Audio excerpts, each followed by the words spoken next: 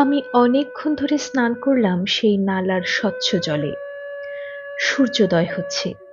বেশ কিছুটা দূরে দেখতে পাচ্ছি পাহাড়ের উপর দিয়ে একটা ঝর্ণা বয়ে আসছে। ঝর্ণার জলে প্রভাত সূর্যের উদয়রশ্মি পড়ায় মনে হচ্ছে শ্বেত জ্যোতির লহর খেলছে। সেই ঝর্ণার জলে সৃষ্টি হয়েছে পোগা গাঢ়া। সূর্যার্ঘ্য তর্পণ সেরে যখন ফিরে আসছি, তখন দেখলাম কয়েকজন মেয়ে পুরুষ একটা শাল গাছের তলায় একটা ঢিপি এবং একটা পাথরকে নানা রকম বুনো ফুল দিয়ে সাজাচ্ছে। পাথরটা দেখতে একটা মোটা শিবলিঙ্গের মতো। সিঁদুর লেপ্টে লেপ্টে তার এমন অবস্থা যে সেটি প্রকৃত শিবলিঙ্গ কিনা তা চেনার উপায় নাই।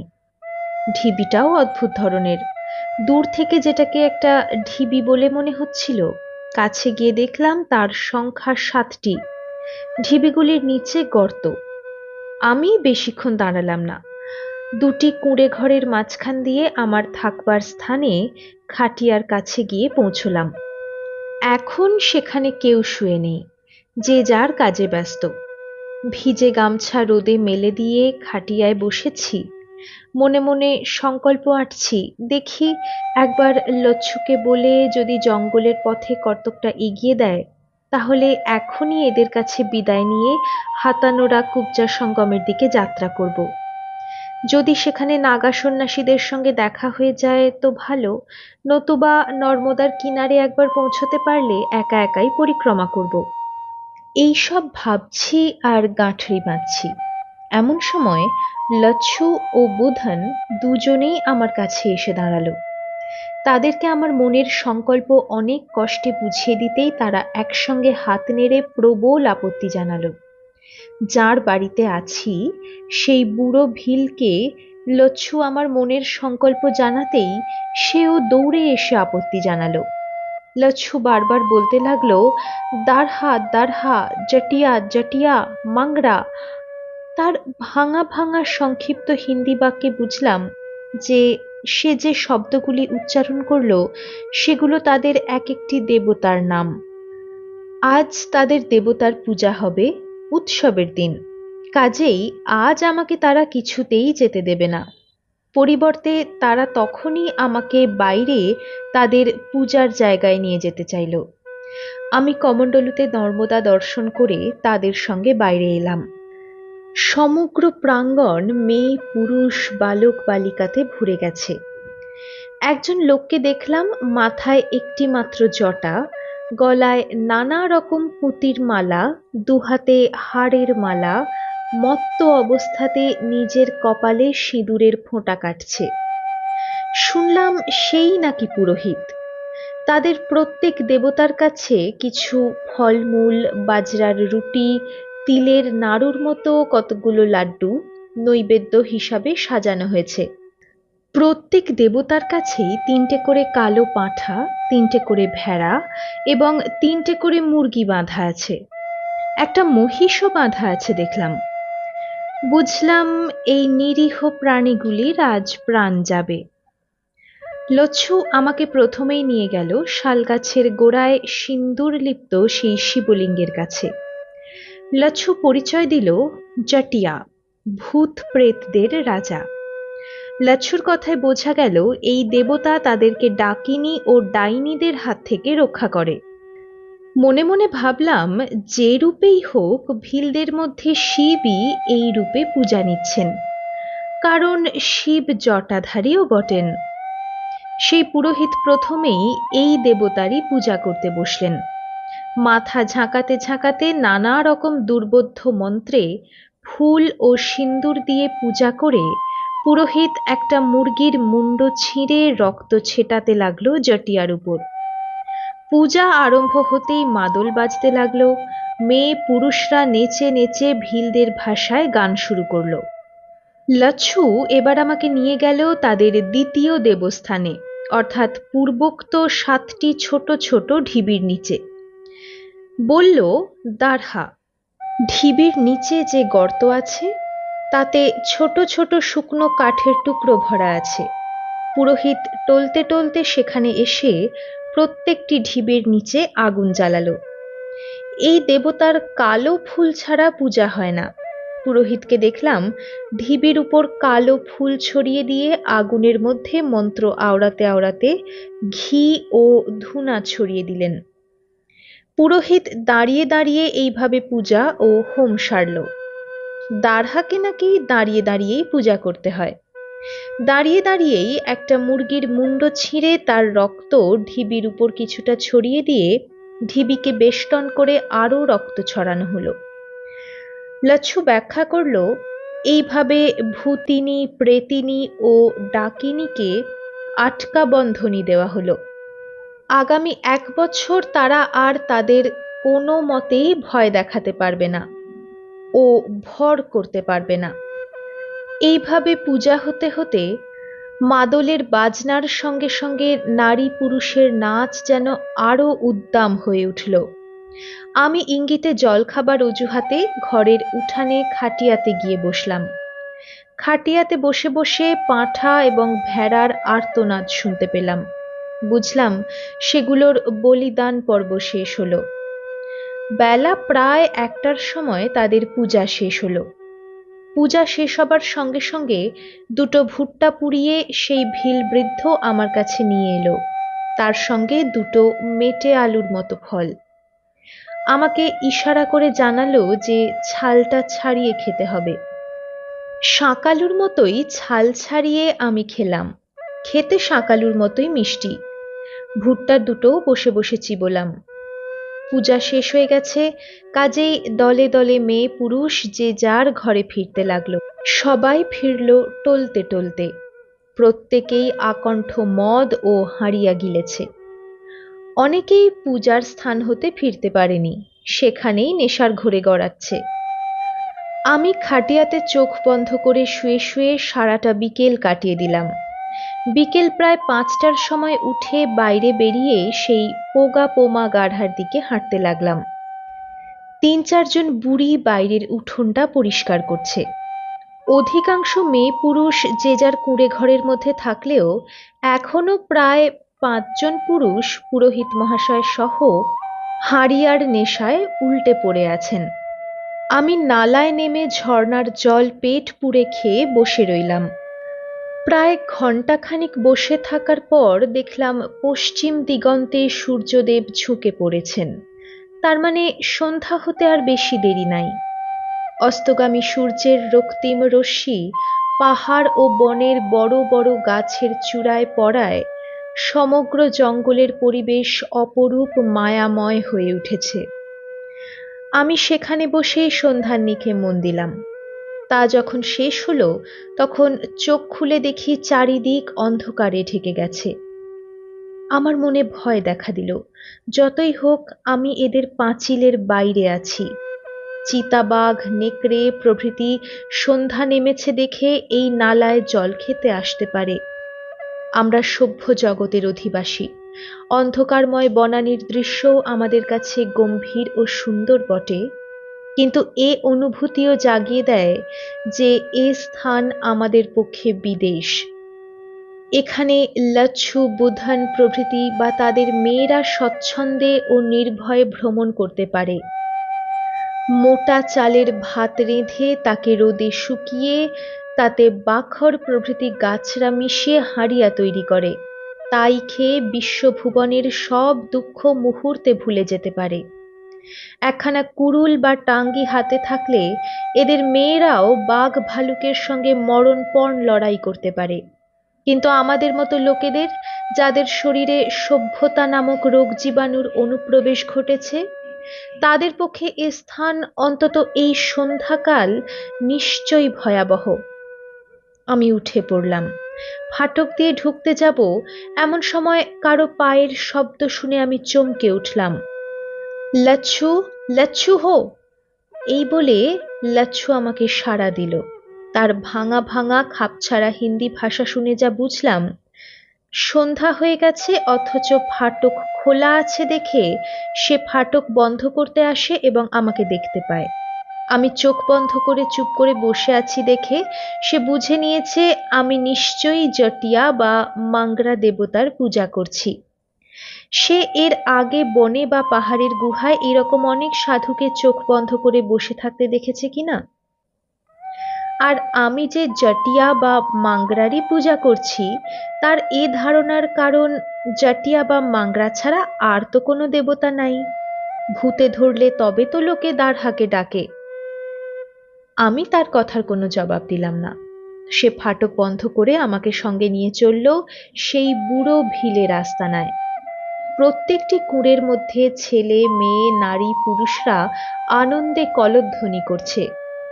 তাদের এই আনন্দ কলরবের কারণ লাচ্ছু জানালো, দুপুরে যে পাঁঠা ভেড়া মহিষ মুরগি প্রভৃতি বলি হয়েছিল, সবাই সেই মাংসের ভাগ পেয়েছে। খাটিয়ার কাছে এসে দেখি ভাঁড়ের মধ্যে করঞ্জার তেলে তুলো ডুবিয়ে একটা বাতি জ্বালা হয়েছে। বুধান সেখানে বসে আছে। একটু পরেই দেখলাম কয়েকজন মেয়ে পুরুষের সঙ্গে বুড়ো ভিল আসছে টলতে টলতে। লাচ্ছু ও বুধান ফিসফিস করে বলল, বাঢ় সর্দার। দুপুরের নেশার ঘোর এখনো কাটিয়ে উঠতে পারেনি। বুড়ো এসেই আমার খাটিয়ার কাছে এসে মাথা ঠুকতে লাগলো। লাচ্ছু তাকে ধরে আমার কাছ থেকে দূরে বসিয়ে দিল। লাচ্ছু তার সংক্ষিপ্ত ভাঙা ভাঙা দু চারটে শব্দে যা বলল, তার মর্ম বুঝে নিলাম যে আমি পরদেশি মেহমান এখানে রয়েছি, অথচ তারা নেশা করেছে বলে এই ভিলপল্লীর সবাই তোর ক্ষমা চাইছে। আমি নানা রকম আকার ইঙ্গিত করে বললাম, কই বাত নেহি কই বাত নেহি, অর্থাৎ পূজা উৎসবের দিনে একটু আধটু নেশা করলে কোনো দোষ হয় না। লাচ্ছু আমার ভাব ও ভাষা ভিল ভাষায় বুঝিয়ে দিতেই বুড়ো এবং আর সকলেই আনন্দে নাচতে আরম্ভ করে দিল এবং যথারীতি নেশায় টাল সামলাতে না পেরে পরস্পরকে জড়িয়ে ধরে পপাত ধরণীতলে। একটু পরেই সবাই আবার ধীরে ধীরে ধাতস্থ হয়ে উঠে বসল। সুযোগ বুঝে আমি বাঢ় সর্দারকে বললাম, সবেরে হাতনোড়া যাত্রা করেঙ্গে। কেউ আমার সঙ্গে গিয়ে পথ কতকটা এগিয়ে দিলে ভালো হয়। লাচ্ছু আমার বক্তব্য ভিল ভাষায় বুড়োকে বুঝিয়ে দিলেও বুড়ো কোনো জবাব দিল না, চুপ করে বসে রইল। তার কপালে গভীর কুঞ্চন রেখা ফুটে উঠেছে দেখে আমি ভাবলাম, আমি এমন কি গভীর চিন্তার কথা বললাম। আমার মনে পড়ল আমাদের গাঁয়েরও সাঁওতাল পল্লীর কথা। ভাবতে লাগলাম, এইসব বুনো লোকেদের মতিগতির স্থিরতা নাই। হঠাৎ যদি বলে বসে কাল সকালেও যেতে দেবে না, তাহলে তো বড় মুশকিলে পড়ব। এদিকে তো 3 দিন হয়ে গেল মা নর্মদার ধারা চোখে দেখতে পাচ্ছি না। নর্মদার কিনার থেকে অনেক দূরে এসে পড়েছি। আবার যদি আটকে যাই, তাহলে আমার পক্ষে তা দুঃসহ হবে। কিন্তু আমার এসব চিন্তা যে অমূলক, একটু পরেই তা বুঝতে পারলাম। বাঢ় সর্দার আগামীকাল সকালে রোদ উঠবার সঙ্গে সঙ্গে যাত্রা করবার সম্মতি শুধু দিল না, সঙ্গে হুকুম জারি করল লাচ্ছু এবং বুধান আমাকে হাতনোড়া পর্যন্ত পৌঁছে দিয়ে আসবে। আমি হাসি দিয়ে আনন্দ প্রকাশ করলাম এবং অনেক ধন্যবাদ জানালাম। একটু পরে আমি শুয়ে পড়লাম। জপ করতে করতে শীঘ্রই ঘুমিয়ে পড়লাম। ঘুমের মধ্যেই যেন দেখছি সকাল হয়ে গেছে। আকাশে যেন অরুণোদয় হচ্ছে। সেই লাল বর্ণের সূর্য ধীরে ধীরে দিকচক্রবাল থেকে নেমে এসে আমার চোখের সামনে স্থির হয়ে দাঁড়ালো। সে কি, সূর্যের ভিতর থেকে বেরিয়ে আসছেন মহাত্মা সোমানন্দজি। সেই ঝাপড় ঝাপড় চুল আর ছোট ছোট জটা দুলিয়ে দুলিয়ে তিনি আমার কাছ হতে প্রায় 5 হাত উঁচুতে শূন্যে দাঁড়িয়ে বলছেন, বামুনছানা, হ্যাঁ রে বোকারাম, তোকে কে বলল যে তুই নর্মদার কোল হতে দূরে আছিস? হ্যাঁ রে হ্যাঁ, তিনি এখানেও আছেন। আছেন ভাবলেই আছেন, নাই ভাবলেই নাই। মা আমার সর্বপরিব্যাপ্তা। ভালোবাসার ঘাটে কোনো অপরাধ করতে নাই। নিঃস্বার্থ ভালোবাসার ঋণ কেউ কখনো মাপতে পারে না, কেউ তা পরিশোধও করতে পারে না। বুড়ো নাগাটা তোকে ভালোবাসে, সকালে উঠেই চলে যাবি হাতনোড়া। আবার তিনি নীরবে মাথা দোলাতে লাগলেন। আবার ভেসে এলো তাঁর কলকণ্ঠের ধ্বনি, ওরে, তোর মেজাজ দেখে হলাম ভ্যাকা, এমন করে যায় না তোরে একুল রাখা। দুঃখের কথা বলবো কি, হারিয়ে গেলে পাবিনে ঘি, দেখে শুনে হলাম বোকা। আমার এ কথাটি মনে রাখবি, মাঝে মাঝে চেয়ে দেখবি, রস পাবি মধু পাবি। ভাঙা ঘরে পাঁচিল পড়ে, জল ঝরে যায় রেখা চোখা। তা দেখে বুড়ো কাঁদে, খুকি কাঁদে, চেঁচিয়ে ওঠেন কচি খোকা। চেয়ে দেখ, ওরে তুই চেয়ে দেখ সড়ক পানে, ফুটেছে সোনার কমল, চাঁদ চেয়ে সে নির্মল। ঝাঁপিয়ে পড়ে ধর না তারে, তখন আপনি আলোক ওই বিমানে। ধীরে ধীরে সেই সূর্যগোলক সরসর করে উঠে যেতে লাগলো আকাশের মধ্যস্থলে। আমার ঘুম ভেঙে গেল, ঘেমে নিয়ে গেছি একেবারে। উঠে বসলাম, বন্য মোরগ ডাকছে। আকাশের দিকে তাকিয়ে দেখি সেখানে আধফালি চাঁদ কোনো মতে এখনো জেগে আছে। সকাল হতেই আমি ফাটক খুলে পোগা পোমা গাড়হাতে গেলাম। ভিলপল্লী এখনো নিঝুম আছে বলে মনে হলো। অধিকাংশ নারী পুরুষ এখনো নিদ্রিত। উৎসবের জের হিসাবে গত রাত্রেও তারা অনেক রাত্রি পর্যন্ত মাদল বাজিয়ে নেচেছে এবং হারিয়া খেয়েছে। নতুবা এই রকম ধারা তাদের নিত্যকার অভ্যাস নয়। খুব ভোরে উঠে তারা পাহাড়ের ঢালে পাথর কেটে জমি প্রস্তুত করে, মাথার ঘাম পায়ে ফেলে হাড় ভাঙা পরিশ্রম করে এই অনুর্বর পাথুরে জমিতে তারা বাজরা, কালো মোটা ধান, তাদের জংলি ভাষায় জংলি জটা এবং ভুট্টা ফলায়। আমি খাটিয়ার কাছে গিয়ে দেখি লাচ্ছু এবং বুধান একেবারে যোদ্ধৃ বেশে তীর ধনুক ও বর্ষা হাতে নিয়ে তৈরি হয়ে বসে আছে। তাদের পরনে কৌপিন, দুজনেরই কোমরে তালপাতার বোনা চওড়া একটি পেটি, তাতে পিছন দিকে কোমরের কাছে লোহার একটা আংটা, তাতে দুজনের দুটো ছোট ছোট পুঁটলি ঝুলছে। অনুমানে বুঝলাম পথের খাবার। আমি বার সর্দারের কাছে বিদায় নিয়ে যেতে ইচ্ছা প্রকাশ করেছিলাম, কিন্তু লাচ্ছু ও বুধান তখনই যাত্রা করার জন্য উদ্গ্রীব। তার ভাঙা ভাঙা হিন্দিতে বুঝলাম, গত রাত্রেই তো বার সর্দার এবং আর সবাই বিদা জানিয়েছে, আর দেখা করার দরকার কি। আমি আর কথা বাড়ালাম না। আমাকে মাঝখানে রেখে তারা পূর্ব দিকের ফাটক দিয়ে যাত্রা আরম্ভ করলো, পোগা পোমা গাঢ়ার পাশ দিয়ে। তখন সূর্যোদয় হয়নি। মিনিট 10 হাঁটার পর পূর্বদৃষ্ট সেই গোলাকৃতি, মোচাকৃতি, লিঙ্গাকৃতি ঘন বনে ঢাকা পাহাড়ের চূড়াগুলো চোখে পড়ল। আমার ভয় হলো, এই ভিলপল্লীতে সেদিন আসার সময় যেমন মসৃণ সুচালো রকের উপর দিয়ে হাঁটার ফলে পা কেটে রক্তাক্ত হয়েছিল, আজও প্রায় সেই রকম দশা হবে। কিন্তু তা হলো না। তারা পাহাড়ের ঢাল দিয়ে অন্য একটা পথে হেঁটে রকের উপর একটা সমতল ভূমি, টেবিলের মতো একটি জায়গায় এনে পৌঁছে দিল। সেখান থেকে চারিদিকে চেয়ে আমার মনে হলো পৃথিবীতে বন ছাড়া বুঝি আর কিছু নাই। এই সময় আকাশের দিকে তাকিয়ে দেখলাম সূর্যোদয় হয়ে গেছে। রোদের সোনালি কিরণ পড়ে সমগ্র বনভূমি উদ্ভাসিত হয়ে উঠেছে। মনে হলো সত্যিকার বনের অপরূপ সৌন্দর্য যদি কেউ দুচোখ ভরে দেখতে চায়, তাহলে তার এই রকম একটি স্থানে আসা ভালো। সেখান থেকে কিছু দূরে লাচ্ছু দেখালো পাহাড় থেকে দুদিকে জলের ধারা বয়ে যাচ্ছে। একটি ধারা চলেছে তাদের পল্লীর দিকে, এই ধারাই তাদের গাঁয়ে গিয়ে পোগা পোমা গাঢ়ার সৃষ্টি করেছে। আরেকটি ধারা বয়ে চলেছে উল্টো দিকে। লাচ্ছু বলল, কুবজা। উতরাইয়ের পথে বেশ কিছুটা জঙ্গল পথে নেমে যাওয়ার পর সেই কুবজা ধারা প্রায় 50-60 ফুট চওড়া হয়ে বয়ে চলেছে খরবেগে। এটাই কুবজা নদী।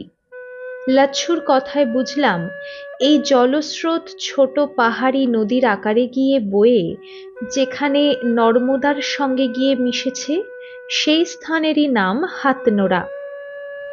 উতরাইয়ের পথে ওই পাহাড়ি নদীর ধার ধরে আমরা হাঁটতে লাগলাম। ছোট্ট নদীর দুই ধারেই ঘন বন। প্রায় মাইল ২ যাবার পর পথে দূর থেকে দেখতে পেলাম ৩ জন লোক আসছে। তাদের দৈহিক গঠন এবং সাজসজ্জা দেখে তাদেরকে ভিল বলেই মনে হলো। কাছাকাছি হতেই লাচ্ছু তাদের একজনকে তার মাতৃভাষায় জিজ্ঞাসা করল, আকাতে বাংচালা কানা? তাদের কাছ হতে উত্তর এলো, দহি। লাচ্ছু তাদেরকে বলল যে তারা দহি থেকেই আসছে। দহিতে কার বাড়িতে যাবে বলতে সেই লোকটি জানালো, মটরা। লাচ্ছুর দিকে সপ্রশ্ন দৃষ্টিতে তাকাতেই লাচ্ছু আমাকে ভাঙা ভাঙা হিন্দিতে অনেক কসরত করে বোঝাতে পারল যে ওই লোকগুলি তাদেরই স্বজাতি, তাদেরই গাঁয়ে মটরা ভিলের বাড়িতে যাচ্ছে।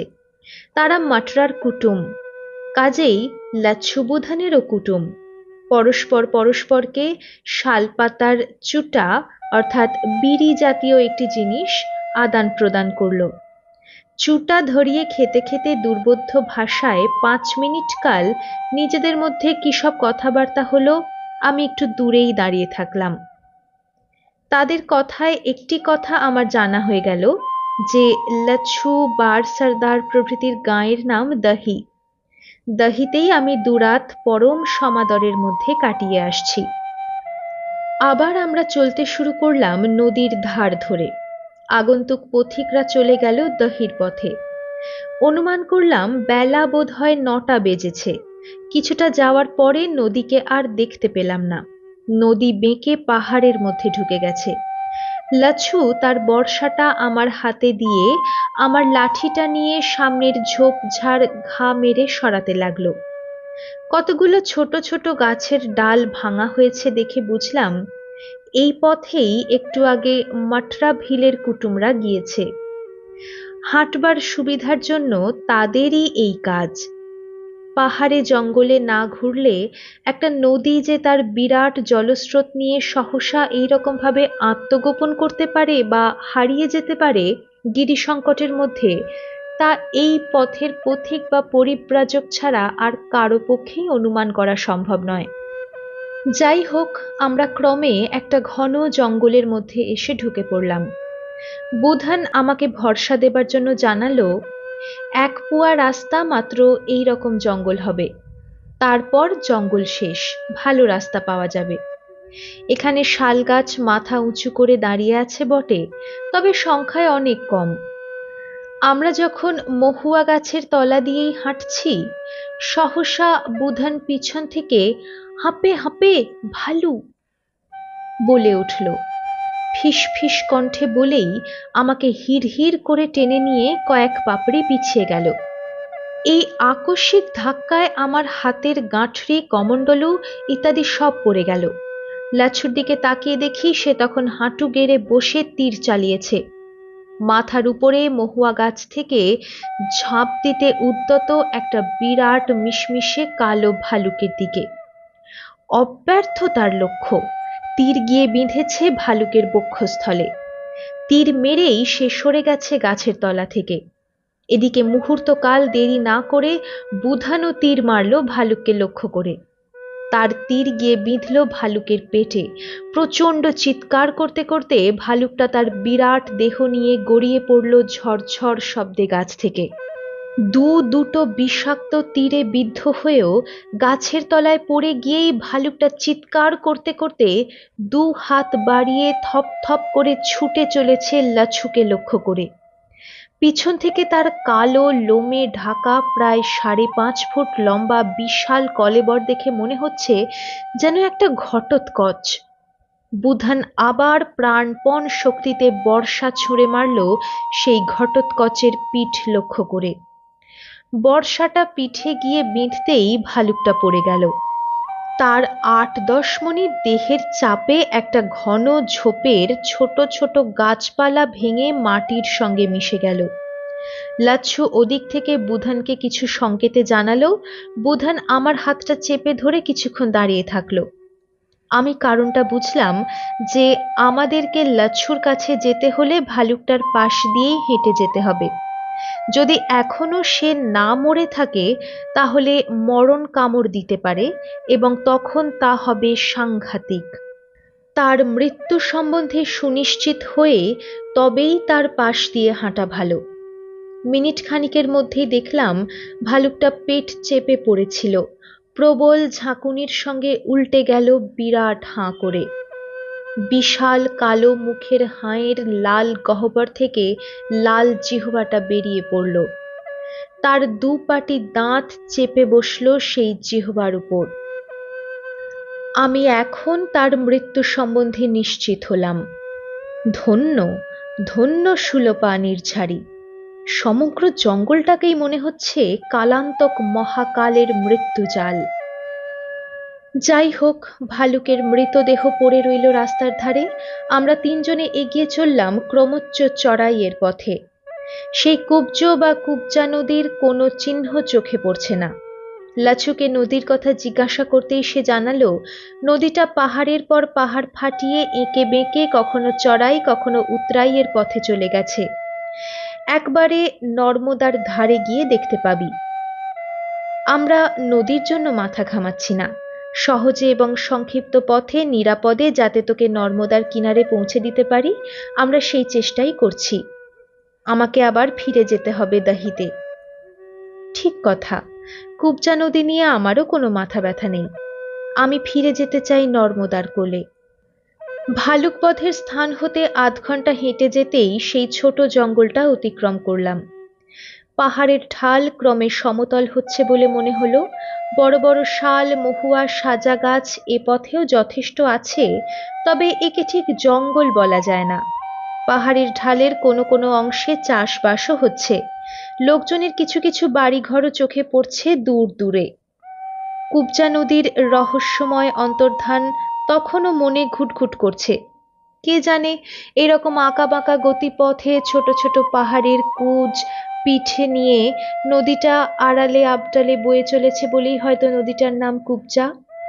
হয়তো হাত নোড়াতে গিয়ে শুনবো কোনো রোচক কাহিনী, কোনো পুরাণকার বা কথক ঠাকুর গল্প বানিয়ে বহু আগেই হয়তো রটিয়ে গেছে যে শ্রীমতী রাধা, ললিতা ও বিশাখা সখীদের লীলা খেলাকে অহরহ তীর্যক দৃষ্টিতে দেখত সেই কুব্জা।